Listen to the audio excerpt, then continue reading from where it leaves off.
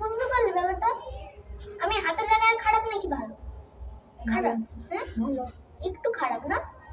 ঠিক আছে, আমি মিললাম না, কিন্তু আমি ড্রয়িং কিন্তু ড্রয়িং এর কেন মিললাম? এইটা এইটা কি? এইটা হিন্দি, তাহলে আমি করতে পারি। হিন্দির নাম আমার ভালো বলে জঙ্গলে আরে খুব সুন্দর করে করতে পারি। তুমি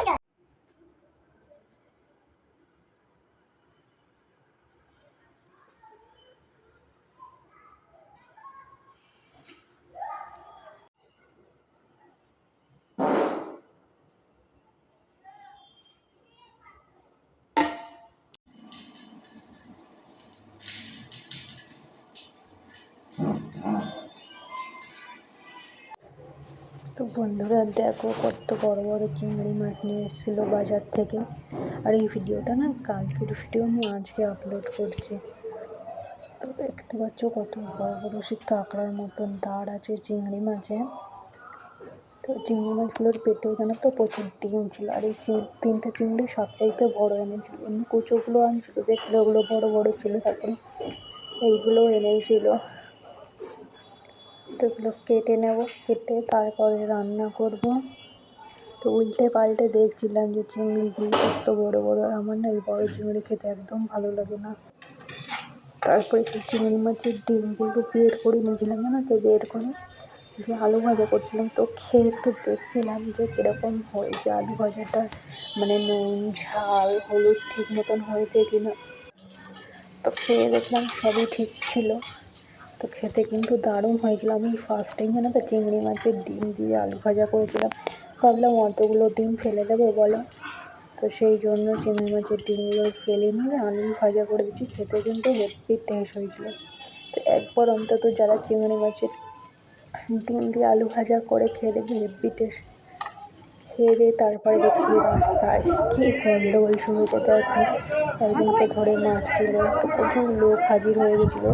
মানে একটা চোর না, মানে কীর্তনের দল যাচ্ছিলো, জানো তো। তো কীর্তনের দলের মধ্যে ঢুকিয়ে মানে এক মহিলার গলা থেকে একটা মঙ্গলসূত্র মানে চুরি করতে গেছিলো। চুরি করতে গিয়ে তার গলাটা পুরো কেটে যাওয়ার পরে এরকম সবাই মারতে থাকছে। তো কীভাবে মারছে, মানে চোরটাকে ওদিকে নিয়ে গেছে, আবার অনেকে নিজেদের মধ্যে দেখো এখানে গন্ডগোল শুরু করে দিয়েছে।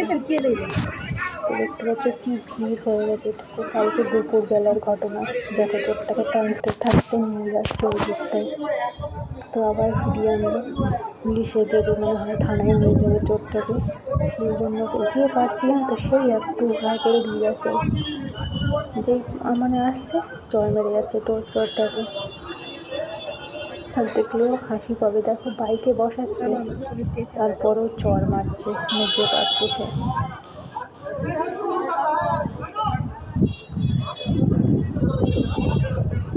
এই দেখো, চড় মানে যে পাত্তিছে সেই চড় মেরে যাচ্ছে, দেখেও খুব হাসি পাচ্ছে জানো তো।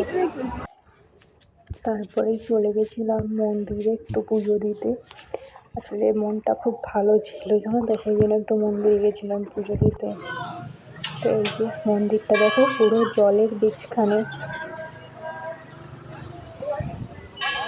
দেখো কত সুন্দর। এইটাই শিব পুজোর সময় না প্রচুর ভিড়। তারপরে লাস্টে একটা ফটো দিয়ে বাই বাই টাটা।